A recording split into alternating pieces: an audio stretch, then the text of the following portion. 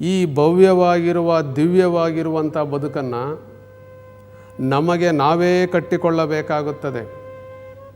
ಬೇರೆಯವರು ನಮಗೆ ಮಾರ್ಗದರ್ಶನವನ್ನು ಮಾಡಬಹುದು. ಎಲ್ಲಿ ದರ್ಶನ ಇರುತ್ತದೆಯೋ ಅಲ್ಲಿ ಮಾರ್ಗದರ್ಶನ ಇರುತ್ತದೆ. ಮಾರ್ಗದರ್ಶನ ಎಲ್ಲಿ ಇರುತ್ತದೆಯೋ ಅಲ್ಲಿ ಜ್ಞಾನದರ್ಶನ ಇರುತ್ತದೆ. ಹೀಗೆ ಬದುಕಿನಲ್ಲಿ ಮಾರ್ಗದರ್ಶನವನ್ನು ಪಡೆದುಕೊಂಡು ಬದುಕನ್ನು ಒಂದು ಉಜ್ವಲವಾಗಿರುವಂತಹ ಸ್ಥಿತಿಗೆ ತಲುಪಿಸುವಂತಹ ಮುಟ್ಟಿಸುವಂಥ ಒಂದು ವಿಚಾರ ಏನಿದೆ ಅದು ಬಹಳ ಮುಖ್ಯವಾಗಿರುವಂತಹದ್ದು.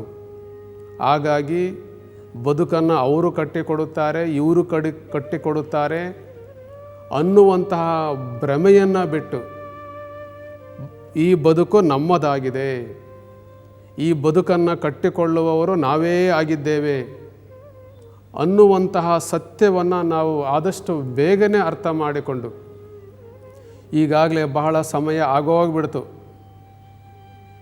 ಅನೇಕ ಸಮಯವನ್ನು ಮಾನವ ನಿದ್ರೆಯಲ್ಲಿ ಕಳೆಯುತ್ತಾನೆ, ಕಾಡು ಹರಟೆಯಲ್ಲಿ ವ್ಯಯಿಸುತ್ತಾನೆ, ಕೆಲಸಕ್ಕೆ ಬಾರದೇ ಇರುವಂತಹ ಚಲನವಲನಗಳಿಗೆ ಚಟುವಟಿಕೆಗಳಿಗೆ ತನ್ನ ಅತ್ಯಮೂಲ್ಯವಾಗಿರುವಂತಹ ಸಮಯವನ್ನು ಕೊಡುತ್ತಾನೆ.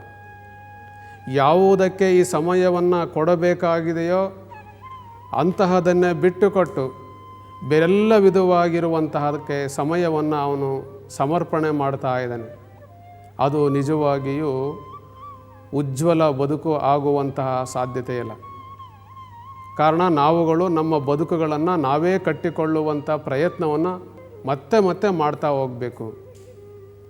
ಈ ಬದುಕು ನನ್ನದು, ನನಗೆ ನಾನೇ ಈ ಬದುಕನ್ನು ಕಟ್ಟಿಕೊಳ್ಳಬೇಕು ಅನ್ನುವಂಥ ಒಂದು ಅರಿವನ್ನು ಉಂಟು ಮಾಡಿಕೊಂಡು ಆ ಬದುಕನ್ನು ಬದುಕಿನ ಬಟ್ಟೆಯಲ್ಲಿ ಸಾಗುವಂಥ ಒಂದು ಸಂದರ್ಭವನ್ನು ಮತ್ತೆ ಮತ್ತೆ ನಾವು ತಂದುಕೋಬೇಕು.